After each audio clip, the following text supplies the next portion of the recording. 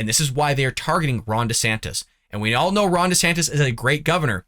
But as you know, you have Hurricane Ian coming in. I'm pretty sure it's Ian coming in and basically going to just wreak havoc all over Florida here. As of recording this, I believe it's a level 3 at the moment. So as it's barreling towards Florida, Democrat and members of the media basically are all giddy over the prospect idea of Governor Ron DeSantis failing on one of the biggest tests he's going to have since being governor. And they're hoping that he fails because the questions that they've been asking FEMA and Karine Jean-Pierre in the press briefing yesterday are, well, are there any tough challenges happening? What's the communication like between the president and Governor Ron DeSantis? There isn't any communication because Joe Biden hasn't called the guy yet. You think, oh, no, that's not true. There's no way that could happen.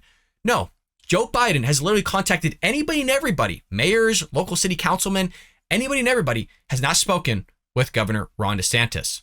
So you have these media outlets asking questions like Governor Ron DeSantis spent his first term becoming one of the most influential Republicans in the country, but he still hasn't faced one of the toughest challenges a leader can encounter, a hurricane. And then they asked about the whole idea of, well, is there any conflicts? Is there any challenges that the president's going to have or the governor's going to have? Has the president spoken with him? And, of course, FEMA is going to give some asinine statement because they don't want to look bad. The report cited from FEMA, who's handling a potentially lethal event in stark political terms, if you want to put it, quote, a fail response, hard to get reelected, and your agenda stalls. Do it well, though, and it adds capital to your agenda and sets you up for higher office. This comes from Matt Dixon. And it's true. You fail, you're going to look bad. But here's the problem. This is what Democrats do all the time. I guess kind of Republicans do it as well, is you could do amazing things for years. And the second that you slip up on one thing, you're completely screwed, which is amazing, right? Let's just think about this real quick because I think it is important. Joe Biden hasn't done a damn thing right. I mean, look at immigration. Look at our foreign policy. Look what's going on domestically. Look at all the crime and everything. The second Joe Biden does one thing okay, not even perfect, okay, everybody loses their crap over it. The media start gushing and rubbing his feet and drooling. Oh my God, Joe, look what you've done. You've done something good, Joe. You tied your shoes. I mean, literally, you had them ranting and raving the fact when Joy Behar on The View was like, oh, he told me that he exercises. Yeah, every morning. Yeah, you wouldn't believe it, right? Yeah, no, he looks good, right? That's what they lose their mind over. The fact that Joe Biden might walk from the Oval Office to Marine One or something. They just lose their mind that he actually makes that step forward every single day. Whereas when you recall, everybody was hounding Donald Trump because he had one business failure. And everybody that knows anything about business, you're like, yeah, businesses fail all the time. What's the big deal? And they're like, oh, well, he boasts about being a billionaire. Well, he is a billionaire and he has a lot of successful businesses. So you have a ton of businesses that are extremely successful, but because you roll the dice and you try something new, try something different, and it doesn't work out and it fails, all of a sudden you're a bad businessman. Even though Donald Trump's literally a billionaire, but somehow he's a bad businessman. These are how these idiots think, right? So this is what they're doing, is Ron DeSantis has been doing everything perfectly, has made a lot of great decisions and continues to do so, but this is now the test, right? This is the end all be all. If he screws this up, then he's not fit to do the job. If he screws this up, he can't be governor and all these other things, which should horrify you because at the same time, then it makes you wonder, does the federal government really have his back? Is the federal government really going to give him the support that they need? Are they going to make challenges for him that, in other words, if he wasn't a possibility of running against Joe Biden, that he wouldn't have had if he wasn't going to run against Joe Biden? It really makes you wonder, folks. It really makes you wonder. But like I said, the media are coming out and already raising questions about, are there going to be any challenges? So they're kind of setting the man up for, the possibility of a failure. Let's go ahead and roll that. Can you describe just the level of communication with state officials, and have there been anything unusual or any challenges with that? How would you describe it? Yeah, I think the communication that we have had with the state officials has been excellent. My regional administrator out of Region 4, Gracia Check, she is in Florida. She got there yesterday. She has been embedded at the state AOC, working with the state emergency management director one-on-one to make sure we're understanding what their needs are. Again, she's traveling with the governor to a few areas today to make sure we're understanding what those needs. We've had a long relationship with Florida. Our Region 4 has had a great partnership with all of the emergency management team there. They've done a lot of work with the different municipalities and the counties, and I think the relationship is very strong. We'll see what happens with the relationship, if it's strong or not, because then you have another reporter from the Washington Post, Matt Visor, asking, in the past, Biden has made calls to governors in natural disasters.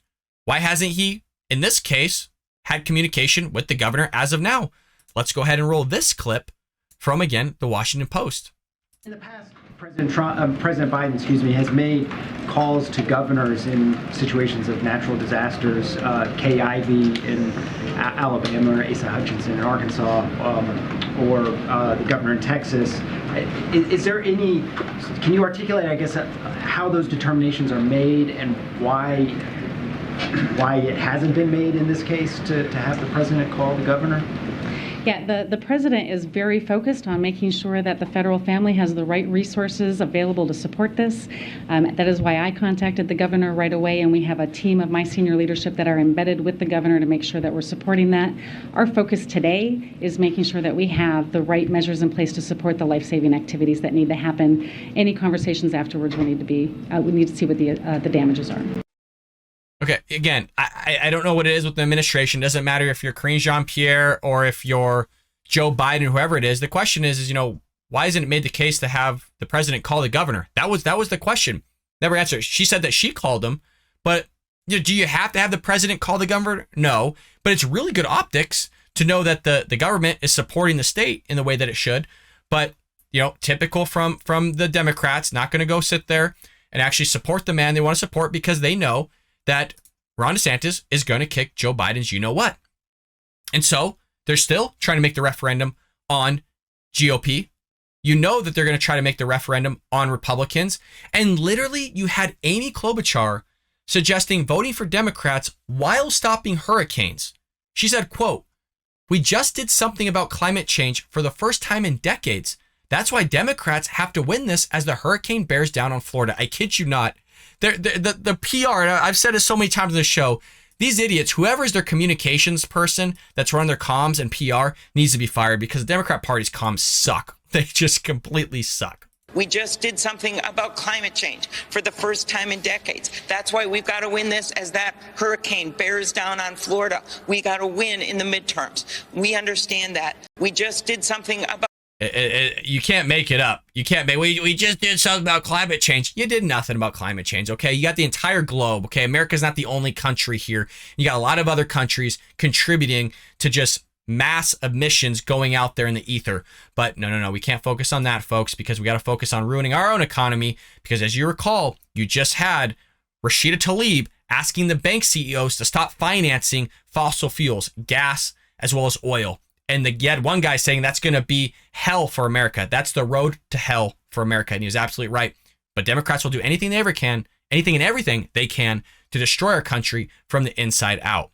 So that's what's going on with them attacking Republicans. It's going to be a test for Ron DeSantis, whether we like it or not. He knows it. I think he's up for the job, and I think he's going to do a superb job of taking care of Floridians. I hope you enjoyed that clip from the Bald Brad Show. If you did, make sure to hit that subscribe button so you can stay up to date on all our future content.